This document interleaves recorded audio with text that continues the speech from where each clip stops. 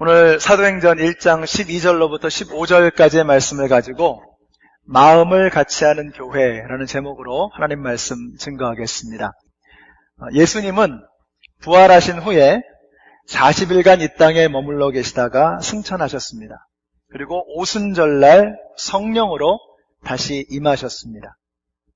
예수님이 승천하시고 나서 성령으로 임하실 때까지 이 기간 동안이 2000년 교회 역사상 가장 위태롭고 위험한 시간이었습니다. 이 절체절명의 위기 상황 앞에서 예수님의 제자들이 어떻게 했는가? 그들은 두려워하지 않았습니다. 낙심하지 않았습니다. 포기하고 뒤로 물러가지 않았습니다. 확실히 제자들은 이전과는 다른 모습이었습니다. 불과 3년 전만 해도 바닷가에서 물고기를 잡아 연명하던 이 평범한 어부들이 이제는 죽음을 두려워하지 않는 사람들이 되었습니다. 사람이 달라진 것입니다. 저는 여러분에게도 이런 멋있는 변화들이 일어나게 되시기를 축복합니다. 자, 변화되었다, 성장했다 하는 것은 우리가 뭘 보면 알 수 있을까요? 첫째는요, 그 사람이 얼마나 더 많은 사람들을 마음에 품을 수 있느냐, 이걸 보면 그 사람의 믿음이 성장했는가 그렇지 않은가를 볼 수 있습니다. 전에는 미워하던 사람, 전에는 제껴놨던 사람을 이제는 소중하게 여기고 그 사람을 한 사람의 인격으로 품을 수 있다라고 한다 그러면 내 믿음이 성장한 것입니다. 우리는 기도를 더 잘하고 성경 지식을 더 많이 갖고 교회에 돌아가는 이치를 더 잘 알면 믿음이 참 좋은 사람입니다. 이렇게 생각하지만 그렇지 않습니다. 신앙생활에서 제일 중요한 게 뭐라 그랬죠? 관계라고 말씀드렸죠. 관계. 하나님과의 관계, 이웃과의 관계. 이 관계가 좋아지는 것이 바로 성장하는 것입니다. 자, 그런 의미에서 우리가 하나님과 더 가까워지고 이웃과 더 가까워지고 친밀해지고 더 많은 사람들을 품을 수 있는 사람이 되었다라고 하는 것, 이것이 바로 믿음이 성장하는 것입니다. 그래서 전에는 정말 미워 보였던 사람, 싫어 보였던 사람이 내 관심 안으로 들어오는 겁니다. 전에는 안 믿는 사람은 관심이 없었어요. 우리끼리 좋으면 그만이었습니다. 그러나 이제는 믿지 않는 사람들이 내 마음속에 들어오기 시작한다면 틀림없습니다. 믿음이 성장한 것입니다. 전에는 교회에 새로 찾아오는 사람 별로 관심이 없었습니다. 내가 친한 사람 만나기도 시간이 모자라는데 새로운 사람까지, 나하고 별로 상관없는 그런 사람들까지 내가 어떻게 돌봐.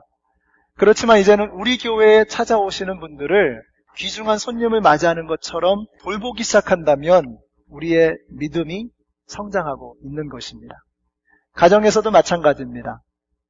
남편이 낮잠을 자고 있는 아내를 보면 이 여자는 잠만 퍼자는구만 이러다가 언제부터인가 아내가 잠들어 있는 모습을 보면서 가족을 위해서, 아이들을 위해서 애쓰고 힘쓰고 피곤해서 잠들어 있는 그 아내의 모습을 보면서 참 사랑스럽다, 아름답다, 고맙다 하는 이런 마음이 생긴다면 남편으로서 성장한 것입니다.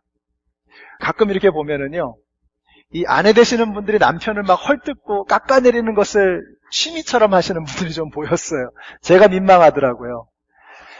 그런데 이제는 남편이 힘들고 어려운 상황 속에서도 애쓰고 또 가족들을 위해서 희생하고 이런 모습이 참 멋있어 보이고 존경스러워 보이기 시작한다 그러면 아내로서 믿음이 성장하고 있는 것입니다. 우리가 사람이 성장했다라고 하는 것은 더 넓은 그릇, 더 깊은 그릇을 가지고 더 많은 영혼들을 품을 수 있는 것, 이것을 말하는 것입니다. 저는 여러분에게도 이런 아름다운 성장의 모습이 있게 되시기를 축복합니다. 그래서 전에는 사랑할 수 없었던 사람을 이제는 내가 사랑하고, 전에는 싫었던 사람을 이제는 내가 이해할 수 있고 그 사람을 소중하게 여겨줄 수 있는 그런 아름다운 믿음의 성장을 이루시는 여러분 모두가 되시기를 바랍니다. 또 믿음의 성장을 확인할 수 있는 또 한 가지는 내가 고난을 만났을 때 그것을 어떻게 처리하느냐를 보면 알 수 있습니다. 여러분, 문제는 항상 있기 마련입니다. 그렇다면 그 문제를, 그 고난과 역경을 어떻게 다룰 것이냐, 어떻게 처리할 것이냐, 이것을 통해서 그 사람의 믿음이 성숙했는가 그렇지 못한가를 우리는 판별할 수 있습니다. 어떤 사람은요, 똑같은 고난을 만나도 그냥 생고생을 하는 겁니다. 생고생을 하니까 그 고난을 통해서 남는 유익이 하나도 없는 거예요. 어떤 사람은 그 고난을 통해서 점점 깊어지고 점점 성숙해지고 점점 더 아름다운 빛을 발하기 시작합니다. 똑같은 고난을 만나지만 왜 이런 차이가 생길까요? 저는 그것이 믿음의 차이라고 생각합니다. 믿음이 없이 고난을 만나면 그것은 생고생입니다. 고생을 만나면 만날수록 천박해지고 비천해집니다. 근데 믿음으로 그 고난을 대하게 되면 그 고난과 역경을 통해서 내가 점점 더 아름다운 빛을 발하기 시작하는 거예요. 이스라엘 백성들이 광야에서 40년을 고생했습니다. 근데 그 고생은 생고생이 아니었어요. 그 40년의 고생과 그 고난을 통해서 그들은 하나님의 백성으로 변화되기 시작합니다. 400년 동안이나 노예 생활을 하고 있었기 때문에 노예 근성이 뿌리 깊이 박혀 있었는데 이제는 젖과 꿀이 흐르는 가나안 땅을 누릴 만한 하나님의 백성의 모습으로 변화되기 시작하는 것입니다. 우리가 올해도 어김없이 어려움을 만날 것입니다. 고난을 겪을 것입니다. 그 고난과 어려움을 만날 때 내가 어떻게 반응할 것인가 지금 결심하셔야 됩니다. 그래서 믿음이 성숙했다라고 하는 것은 고난을 대하는 나의 태도가 달라지는 것이고 믿음이 성숙했다라고 하는 것은 사람을 대하는 나의 태도가 달라지는 것입니다. 이런 아름다운 성장을 이루시는 우리 모두가 되시기를 축복합니다. 오늘 본문에서도 우리는 변화되어진 사람들을 만나게 됩니다. 그들이 처한 상황은 가히 절망적이었습니다. 자신들이 따르던 예수님이 더 이상 보이지 않고 예수님을 죽였던 유대인들은 승승장구하며 이를 갈며 거리를 활보하고 있습니다. 이 위기 상황 속에서 교회가 무엇을 했느냐? 저들은 마음을 모아 기도했다라고 오늘 말씀하고 있습니다. 13절에 보니까요. 들어가 저희 유하는 다락에 올라갔다라고 했습니다. 저들은 위기를 맞아서 이제는 더 이상 우리가 물고기나 잡으러 가자 이렇게 뒷걸음질 치지 않았습니다. 그들은 다락방으로 올라갔습니다. 대체 다락방이 무엇입니까? 여러분 공항에 가면 관제탑 있죠. 관제탑은 사방이 유리창으로 되어 있어서 주위가 훤히 둘러다 보이는 것입니다. 그들은 사방이 둘러다 보이는 관제탑으로 올라가지 않았고 창문도 없고 어두컴컴해서 침침하기만 한 다락방으로 올라갔다는 것입니다.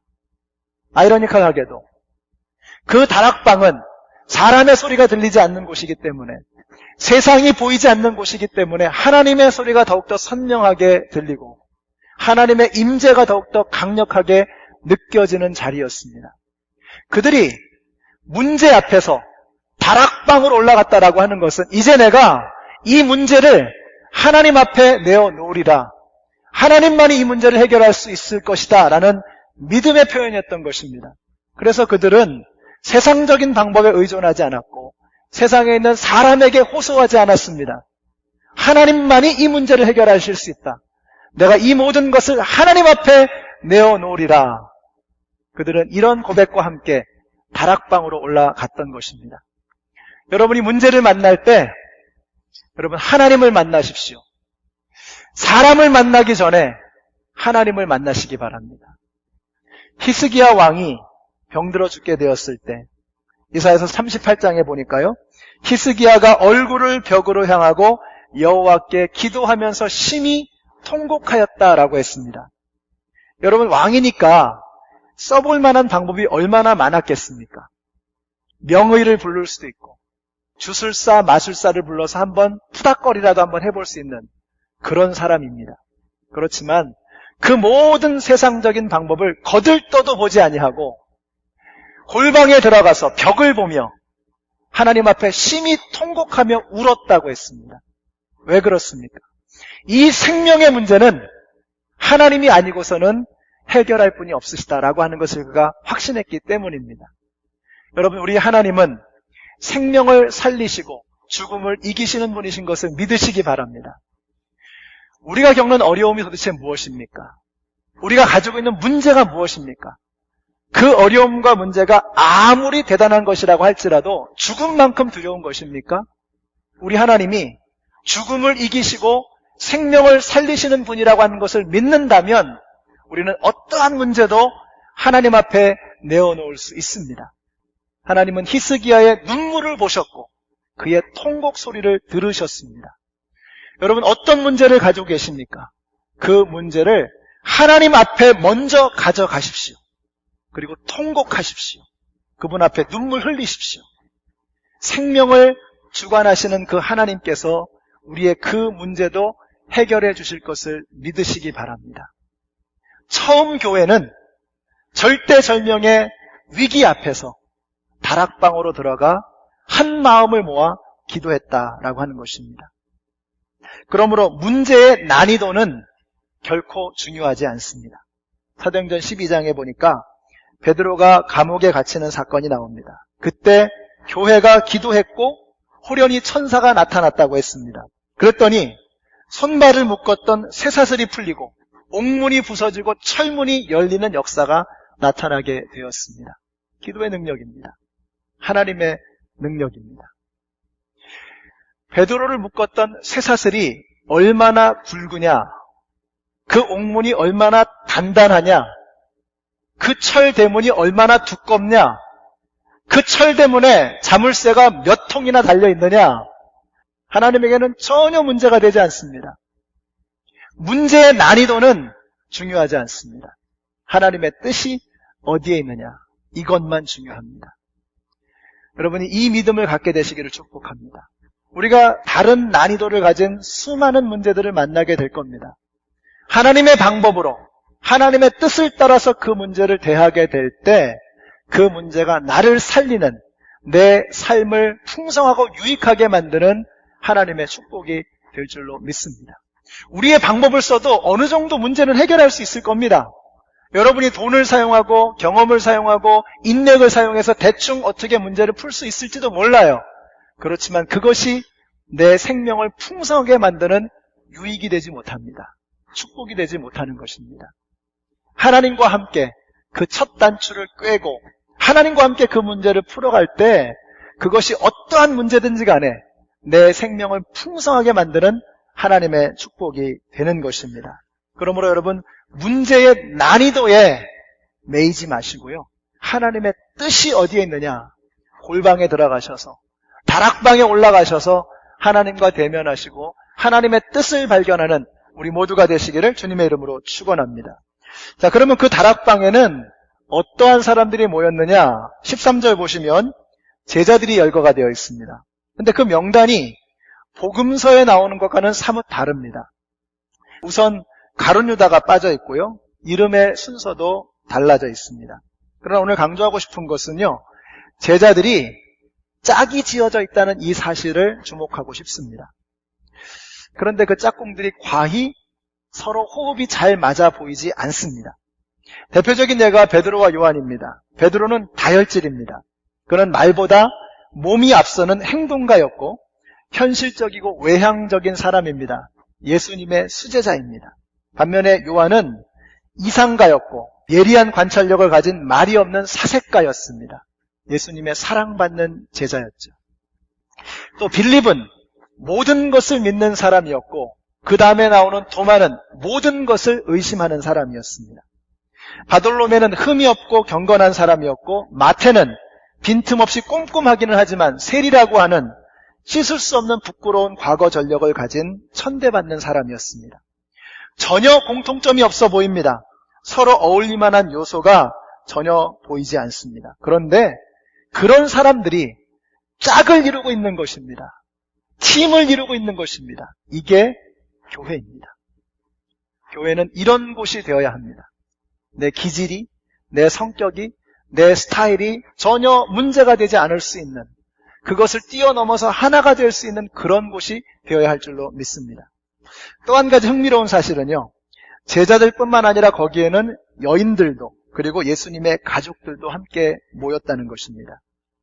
아시다시피 이전에는 예수님의 가족들이 예수님을 믿지 않았습니다. 적어도 형제들은 예수님을 향해서 미쳤다고, 정신이 나갔다고 비아냥거렸습니다. 그런데 예수님의 가족들이 모인 겁니다. 이제 저들은 더 이상 기질에 지배받는 사람들이 아닙니다. 더 이상 환경이나 지위나 배경에 지배받는 사람들이 아닙니다. 이제 그들은 성령님에게 사로잡히고 성령님에게 지배받는 사람들이 되어져 가고 있는 것입니다. 더 이상 그들의 과거 전력이 그들을 붙잡지 않습니다.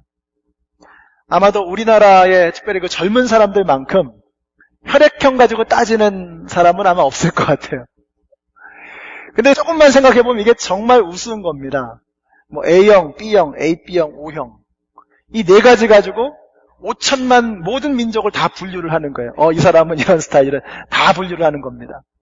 제가 AB형이거든요. 그래서 이 AB형이 좀 별로 안 좋은가 봐요. 그래서 제가 AB형이라고 하면 목사님 그럴 줄 알았다고 막 성질 그런 거 보니까 그런 줄 알았다고 막 그래요. 여기 AB형 한번 손 들어보세요. AB형. 보세요. 여기 성격 좋으신 분들 다 손 뜨셨잖아요. AB형 성격 좋습니다. 근데 이게 얼마나 우습습니까? 겨우 고작 네 가지 타입을 가지고 모든 사람들의 성격을 다 이렇게 분류를 해놓는다는 게 얼마나 우습습니까? 우리 예수 믿는 사람들은 오직 한 가지의 블러드 타입만 있습니다. Jesus Christ. 예수 그리스도의 핏줄만 있는 줄로 믿으시기 바랍니다. 우리 연세 드신 분들은 이 지역 가지고 이렇게 좀 많이 생각을 하시죠. 그래서 대통령 후보가 나와도 어디 출신인가, 그 사람의 비전, 그 사람의 어떤 됨됨이 이런 것들은 그 다음이고 네가 남이가 이러면서 같은 동네, 같은 지역 사람이 중요합니다. 우리 예수 믿는 사람들은요, 혈액형뿐만 아니라 이런 지역색도 극복할 수 있어야 됩니다. 한번 생각해 보세요, 여러분. 얼마나 배웠느냐, 얼마나 가졌느냐, 어디 출신이냐, 혈액형이 뭐냐, 이런 거에 의해서 지배받는다고 한다 그러면 그런 모든 차이들이 예수 그리스도를 통해서 부름받았다는 이 사실보다 소중해진 겁니다. 우리가 예수 그리스도로 부름받았다는 이 사실을 소중하게 여긴다라고 한다 그러면 세상에 있는 그 모든 차별적인 조건들은 아무것도 아닌 것이 되어져 버릴 수 있는 것입니다. 우리 연합장로교회는 오직 한 가지, 우리가 예수 그리스도 앞에 부름받았다는 이 사실, 예수 그리스도를 통해서 하나님의 자녀가 되었다는 이 사실만 소중하게 여길 수 있는 우리 모두가 되시기를 축복합니다. 예수님의 첫 번째 교회는 바로 그런 교회였다는 것입니다. 2014년 우리 연합장로교회가 그런 처음 교회의 모습을 본받을 수 있는 그런 교회가 되시기를 주님의 이름으로 축원합니다.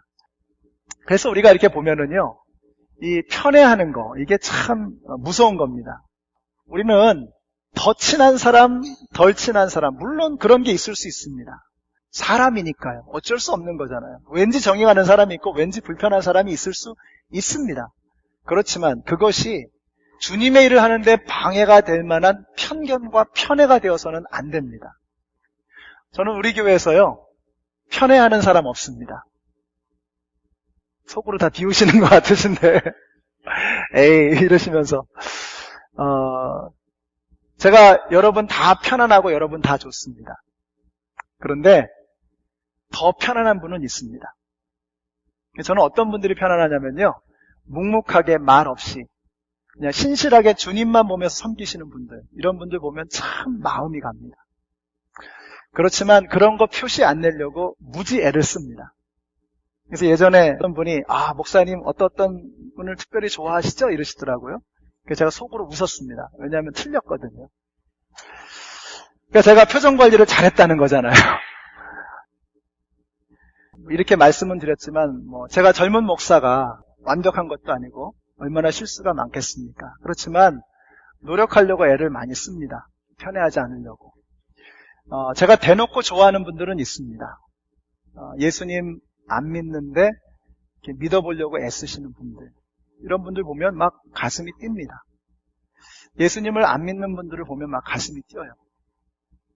전에는 신앙생활이 엉망이었는데 이제 한번 잘해보려고 막 몸부림치는 분들을 보면 그렇게 막 마음이 뜨거워집니다. 얼마나 반갑고 기쁜지 몰라요. 제가 아래층 친교실에서 빠짐없이 늘 인사를 드리는 분들은 정해져 있습니다. 제가 우리 당회원들, 목자님들 제가 거의 보지도 않습니다. 그분들도 다 바쁘셔가지고 저 인사할 기회도 서로 없어요. 제가 누구를 뵙느냐, 우리 교회에서 연세 많으신 어르신들, 한 번이라도 더 뵈려고 어르신들 뵙니다. 몸이 불편하신 분들, 우리 교회 처음 나오신 분들, 교회 잘 못 나오시는 분들, 어려움이 있으신 분들, 이런 분들을 우선적으로 가서 한 번이라도 더 뵈려고 합니다. 여러분들도 그런 노력을, 나름대로 노력을 좀 기울여 주시기를 부탁드려요. 우리 교회가 목장을 하는 교회이기 때문에 목장끼리 좋죠. 그래야 합니다.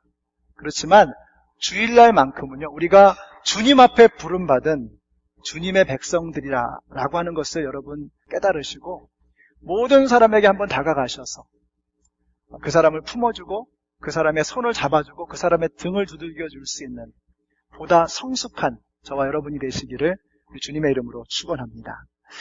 제자들이 그 모든 구분을 넘어서서 한 일이 뭐냐? 14절 말씀 같이 읽습니다. 여자들과 예수의 모친 마리아와 예수의 아우들로 더불어 마음을 같이하여 전혀 기도에 힘쓰니라. 아멘이십니까? 마음을 같이하여라고 했습니다. 쉬운 일이 아닙니다. 따지고 보면 한쪽은 예수님이 직접 불러서 3년을 함께 먹고 자고 생활했던 예수님의 직계 제자들입니다. 다른 한쪽은 예수님과 30년이라고 하는 세월을 함께 보냈던 살부치들입니다.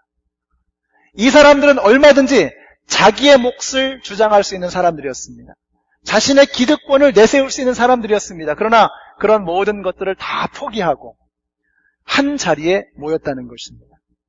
최초의 교회가 한 마음이 되어서 전혀 기도에 힘썼던 것처럼 우리 연합장로교회가 한 마음 한 뜻이 되어서 전혀 기도에 힘쓰는 교회가 되시기를 축복합니다.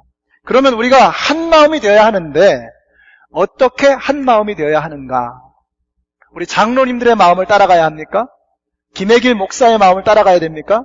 제 마음 따라가면 당장 망합니다. 누구를 쫓아가야 되느냐? 예수님의 마음을 쫓아가야 됩니다. 믿음의 주요 온전케 하신 이인 예수를 바라보자.